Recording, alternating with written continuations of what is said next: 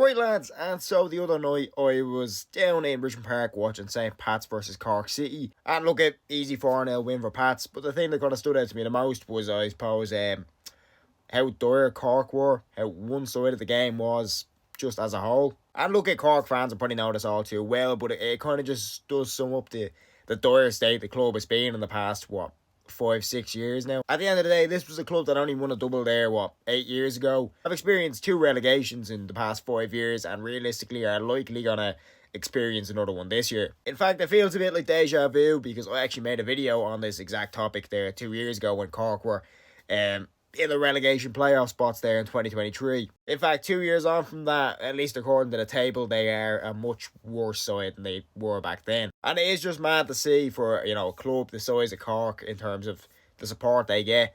Just, I suppose, how poorly this season has gone. There was a lot of talk, of course, towards the end of last season when they obviously got promoted and in the off-season about how they needed to improve in terms of trying to stay in the Premier Division this year, but I mean, it just hasn't really worked at all. Obviously, there was kind of high hopes with Rory Keaton coming in. Obviously, they have had problems with injuries with him and Seanie Maguire coming back. It just does seem this whole Cork City project that's kind of been running under Dermot O'Shea over the past few years has ultimately just failed, realistically. Considering his ambitions were to actually get Cork competing for the European spots, which they're miles off that. I suppose it also does show the current state of the League of Ireland with the fact that there is 11, professional full-time teams in the league, which means one of them is going to be having to sit in the first division every single year.